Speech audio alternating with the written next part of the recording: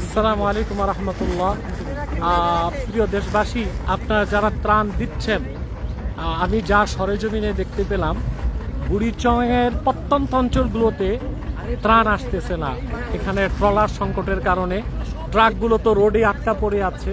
Trawler না থাকাতে ভিতরের দিকে ত্রাণ আসতেছে না। আমি বলবো, আপনারা যারা ত্রাণ দিতে আসবেন তার আগ থেকে ট্রলার ব্যবস্থা করে রাখবেন।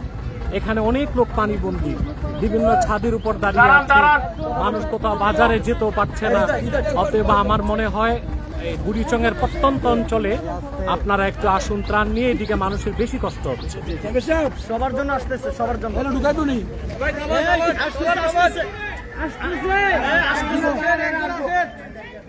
আসতেছে আসতেছে নিয়ে আসতেছে, ওখানেই থাকেন।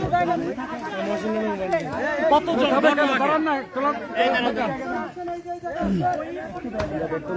বলো, মহিলাদের আসতে হবে না?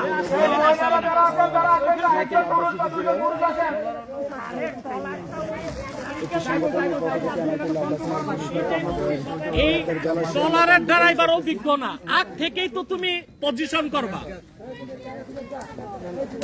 আমরা বর্তমানে বুড়িচং উপজেলার পয়াতের জলায় ঢুকতেছি। পয়াতের জলা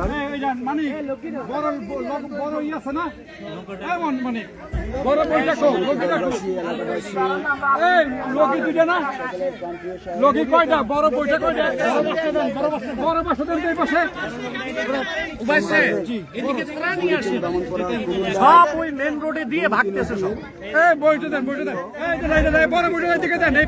সরকারি ভাবে উচিত ট্রলার রাখলে এখানে ভালো হতো।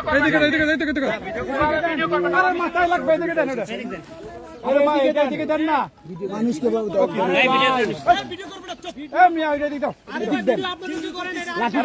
মাথায় লাগবে।